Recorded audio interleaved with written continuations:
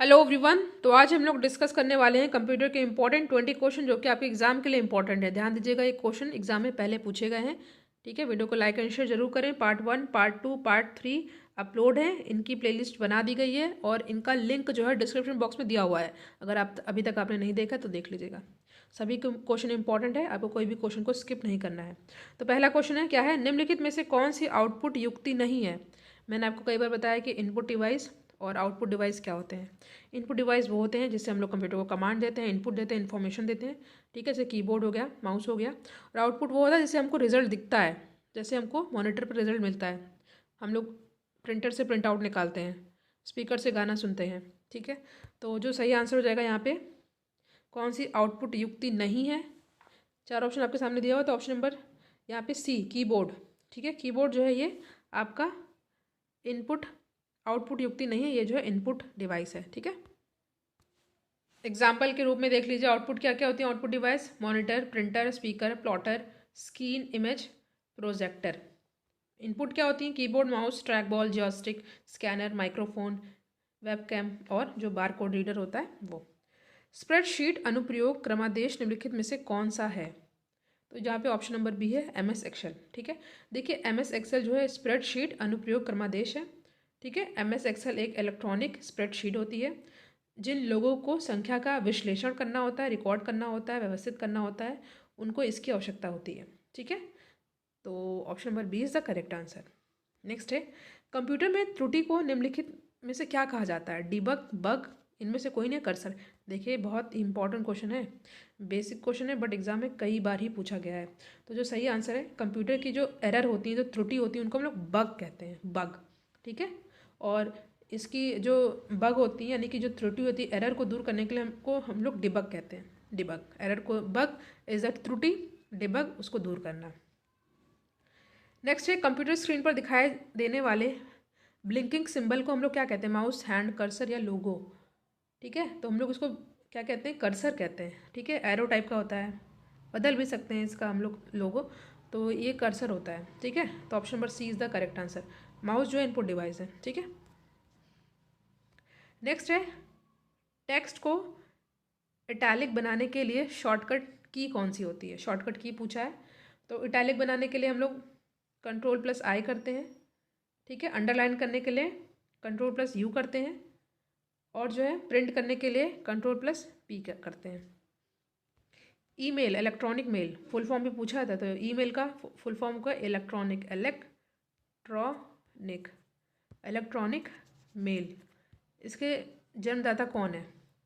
चार ऑप्शन दिया हुआ है, Bill Gates, Timothy Bill, Lincoln या Ray Tomlinson. And the correct answer of the question option number D. Email के जन्मदाता कौन है, Ray Tomlinson. D is the correct answer. Next है, किसी डॉक्यूमेंट को नए नाम से सेव करने के लिए आप निम्नलिखित में से क्या चुनेंगे। Ctrl+S, फाइल सेव पर क्लिक करें, टूल्स, ऑप्शन सेव पर क्लिक करें, फाइल सेव एज पर क्लिक करें।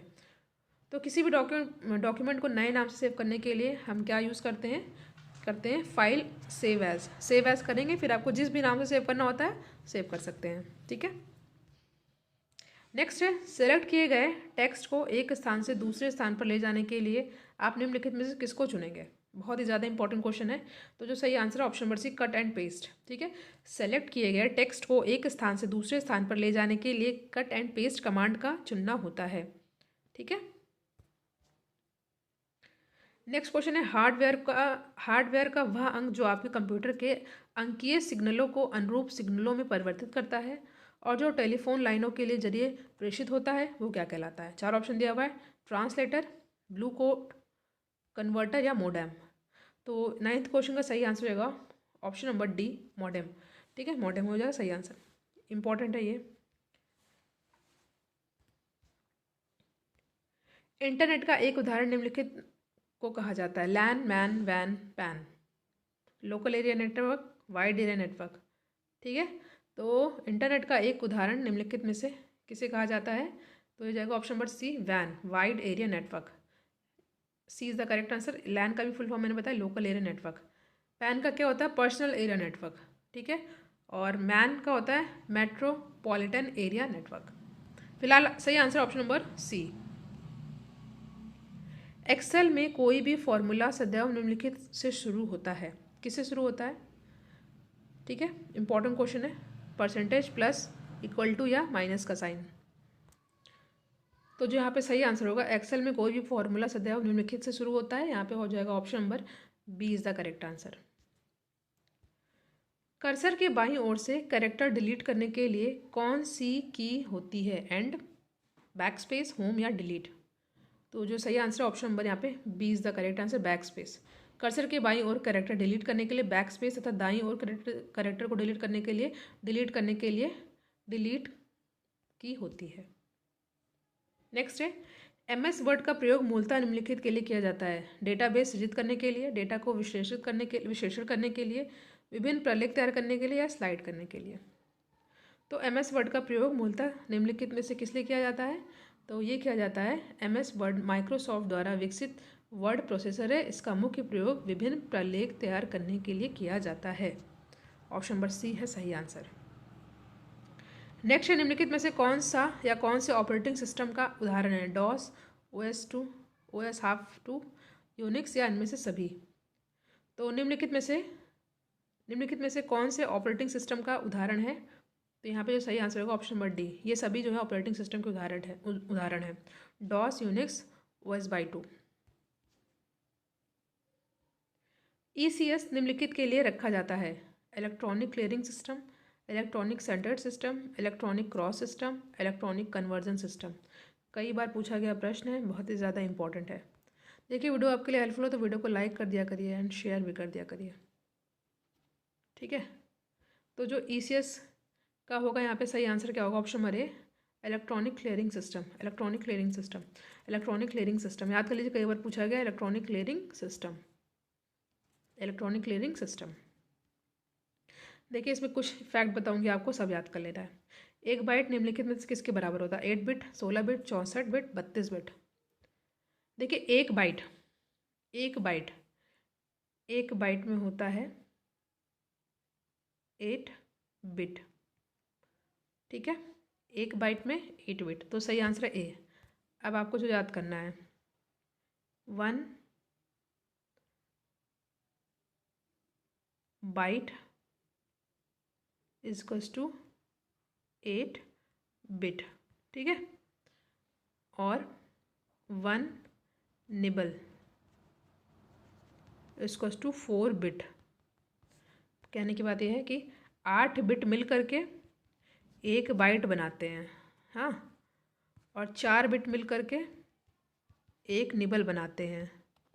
आगे भी देखिएगा, 1 KB में 1024 बाइट होता है, यानी कि 1024 बाइट मिल करके 1 KB बनाते हैं, 1 KB किलोबाइट।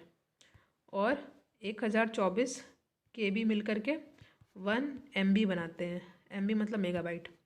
और 1024 MB से 1 GB बनता है, जो हम लोग को मिलता है नेट में। ठीक है, और इसी तरह 1024 GB मिल करके, यानी कि गीगाबाइट मिल करके TB बनाते हैं, टेराबाइट। इसी तरह ये चलता जाता है। आपको याद कर लेना, बिट ज़रूर पूछा जाता है, 0 और 1 बाइनरी डिजिट होती है। ये बिट और बाइट ज़रूर पूछा जाता है, तो याद कर लीजिएगा। ये वाला तो हमेशा ही पूछा जाता है कि एक बाइट में कितने बिट होते हैं, तो एक बाइट में 8 बिट होते हैं।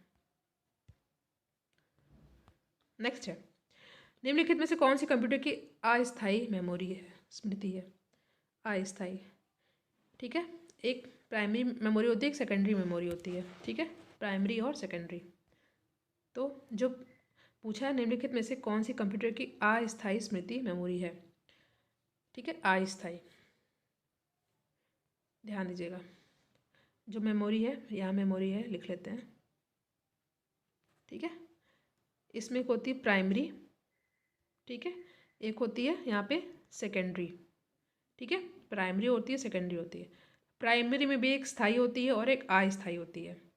तो जो स्थायी होती है वो कौन कौन सी होती है? प्राइमरी में स्थायी, अस्थायी होती है, ये प्राइमरी है। प्राइमरी में भी होती है स्थायी और अस्थायी।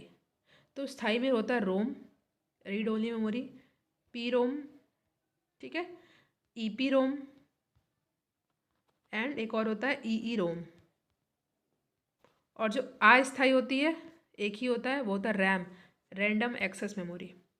तो जो पूछा है आपसे कि मेमोरी में कौन सी जो है यहाँ पे अस्थायी है, तो प्राइमरी में एक स्थायी होती है, एक अस्थायी होती है। स्थायी में इतनी सारी होती हैं और अस्थायी में केवल रैम होता है। सिंपल आपको याद कर लेना है, अस्थायी कौन सी होती है, रैम होती है, यानी कि रैंडम एक्सेस मेमोरी। और जो रोम होता है वो स्थायी होता है, ठीक है। और एक चीज़ और याद कर लीजिएगा, जो सेकेंडरी था उसमें भी हार्ड डिस्क होता है, मैग्नेटिक टेप होता है, सीडी रोम होता है, फ्लॉपी डिस्क होता है, पेन ड्राइव होता है, फ्लैश मेमोरी होती है, डीवीडी होती है, ठीक है। तो रोम क्या है, स्थायी है। रैम क्या है, अस्थायी है। हार्ड डिस्क और फ्लॉपी डिस्क क्या है, सेकेंडरी है। नेक्स्ट है, आई होप ये फैक्ट आपके लिए हेल्पफुल हो। निम्नलिखित में से किस प्रोटोकॉल द्वारा वर्ल्ड वाइड वेब में पहुंचा जा सकता है। निम्नलिखित किस प्रोटोकॉल द्वारा वर्ल्ड वाइड वेब में पहुंच सकते हैं, या HTTP, SMTP, SLIP या कोई नहीं। तो यहाँ पे HTTP is the correct answer. Full form याद कर लीजिए, हमेशा ही पूछा जाता है। हाइपर टेक्स्ट ट्रांसफ़र प्रोटोकॉल का प्रयोग WWW यानी कि वर्ल्ड वाइड वेब के द्वारा किया जाता है। इसके द्वारा मैसेज एक कंप्यूटर से दूसरे कंप्यूटर पर भेजने के लिए किया जाता है। वर्चुअल मेमोरी का आकार निर्भर करता है किस पर, एड्रेस लाइंस पर, डेटाबेस पर, डिस्क स्पेस पर या सभी। तो जो वर्चुअल मेमोरी होती है इसका आकार साइज किस पर निर्भर करता है डिस्क स्पेस पर, ठीक है।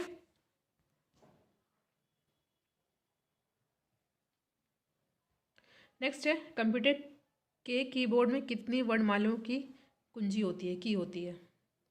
तो option number C 26 is the correct answer.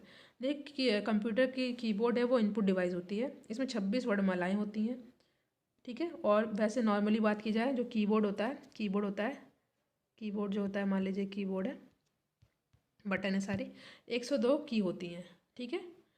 की के कई प्रकार होते हैं, एक अल्फा न्यूमेरिक की होता है, फंक्शन की होता है, स्पेशल की होता है। तो यहाँ पे वर्णमाला पूछा है तो 26 होते हैं। Option number C is the correct answer. तो यहाँ पे हमने कंप्यूटर के 20 क्वेश्चन को डिस्कस किया है, पार्ट 4 था ये। अभी तक 150 क्वेश्चन को डिस्कस किया जा चुका है, बेसिक से लेकर मॉडरेट क्वेश्चन को डिस्कस किया जा चुका है। आई होप ये वीडियो आपके लिए हेल्पफुल हो। Thank you.